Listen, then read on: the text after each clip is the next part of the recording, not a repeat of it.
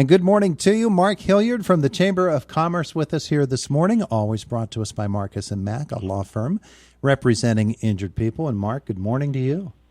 Good morning to you. It's good to have you with us. It's a big week, isn't it? It is Shop Local Week for Indiana County. Yeah, this is something we kind of developed about a little over a month ago, where we wanted to kind of recreate a small business Saturday type of feel throughout Indiana County. And I had spent some time over the past few weeks going out to some of the different communities and trying to get them involved.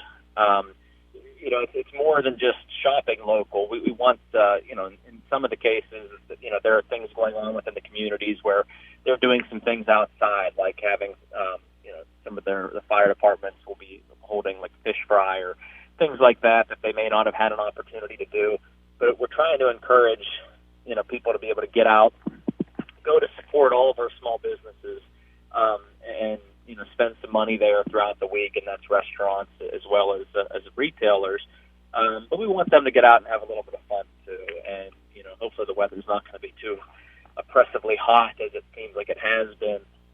But we want people to be able to go out, shop a little bit, and we have an incentive there's a number of businesses who are taking part in what we call our Chamber Cash promotion, and those who are familiar with Downtown Dollars around Small Business Saturday will kind of know how that works.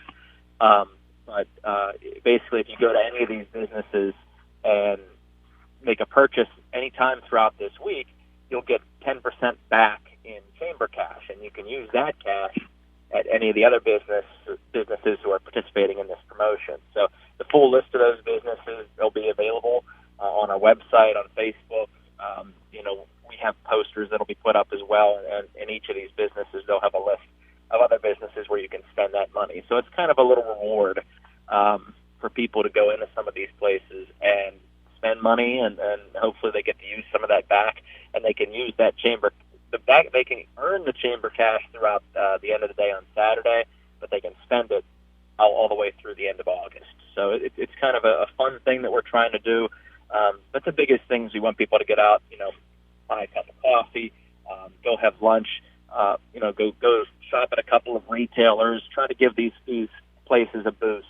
And what's nice is that, we have good partners with some of these communities, but downtown Indiana in particular, they're closing IRMC Park down for Friday afternoon and all day Saturday, and there's going to be tables set up there. So if you're out and about and you want to go and you're not able to eat inside a restaurant because of limited capacity, we'd encourage people to go out, get takeout, be able to take it to the park and sit down and eat at one of the tables there at IRMC Park, and be able to kind of get out and enjoy some of the weather. And we're going to see if we can get some music up there as well, just to kind of get people to start going out and about, and hopefully give them another incentive to be out and supporting those businesses. Yeah, it's sort of like putting the jumper cables on a business, and whatever we can do to help our local businesses, we need to be looking for those opportunities, and this seems like a built-in one here.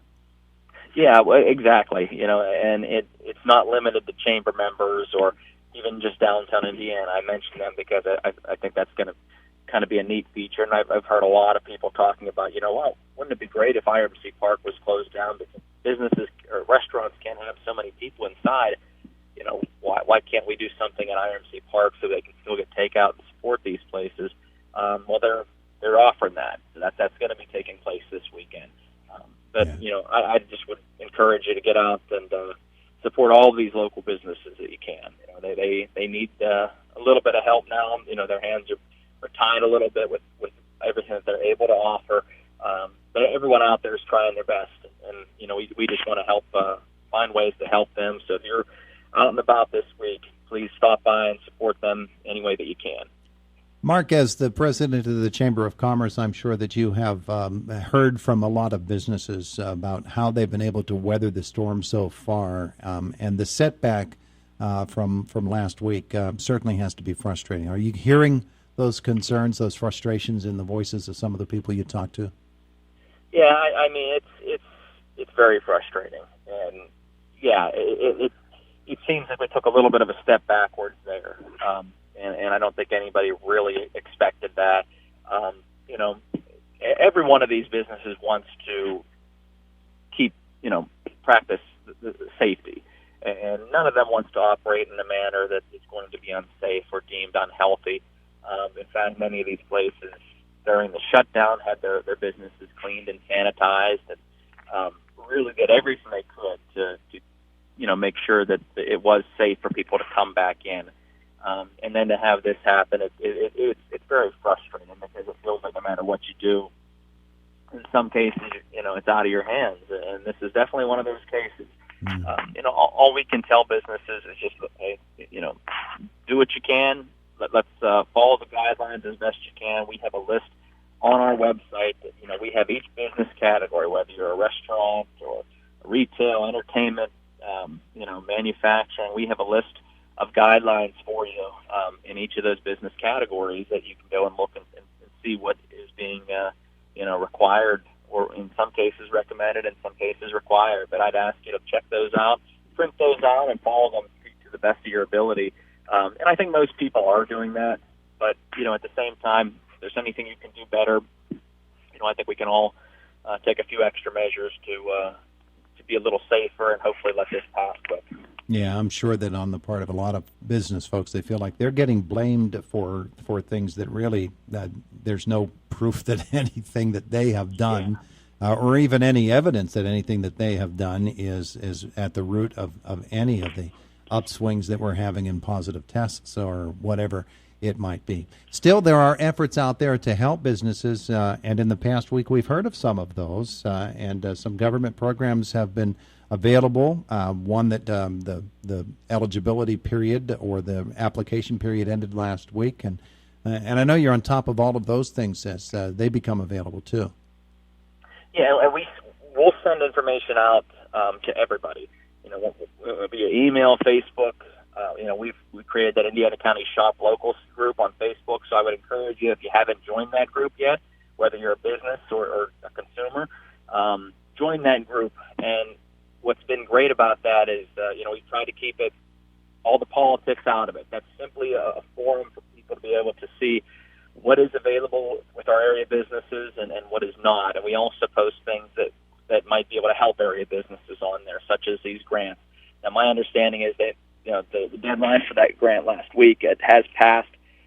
They may reopen that up, though, so that'll be something that we're going to keep our eye on. But, yeah, I imagine there's probably going to be quite a few more opportunities such as that are going to be coming out to try to help businesses out, because even though we're taking a small step backwards here, we certainly, and I would hope that those in charge have their eye on the overall economy and certainly don't want to do anything that's going to damage us any longer than it has to. So from our local standpoint, we're trying to figure out ways that we can help our local economy. I think we've done a pretty decent job throughout the shutdown to avoid any major impacts, although, that could be argued a little bit in terms of what is a major impact. But, we want to continue to do that and really try to find ways that, businesses aren't getting hit any harder than they already have. And I'm hoping that we can do that here over the next few weeks and get back to what was a green phase, get rid of a lot of these other mandates, and start to look at ways that we can operate safely, but also that's going to benefit the economy and these local businesses as well. One of the interesting things to me is that this has been nothing but coronavirus and COVID since basically the end of February. But there were goals that you had at the beginning of the year as a Chamber of Commerce, just as any organization does. And some of those have been aided, actually, by the crisis as it is, such as the effort to increase broadband accessibility. Some of those, and most of them, however, have been hampered. As you think about the goals you had coming into this year and how you've been forced to maybe adjust or even push them back to the back burners, what are some of the things that through the rest of 2020, before you shred the calendar like everybody else wants to right now, what are some of those things that you'd like to see happening from a business and industry standpoint in Indiana County? Well, you mentioned one of them, but I think from the Chamber's standpoint, one of the goals that we had this year was to try to become more of a resource to all area businesses, and that's kind of twofold. We wanted to be a resource, and we wanted to make sure that we reached out beyond just Indiana, and really started to make an impact in some of the other areas outside of White Township and Indiana Borough.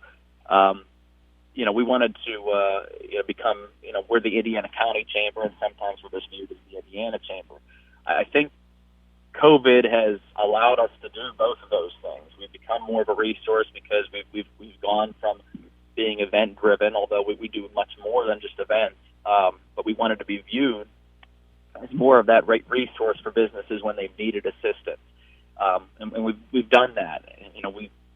We've had to, but we've certainly become that, and we've been able to reach businesses all throughout the county, even those who haven't been chamber members. And I've gotten a number of emails, even just recently, that thanked us for helping them out and said, it's nice to feel that even though I'm not a member, that I'm equally important, and we felt that way. We wanted to be able to help every business out.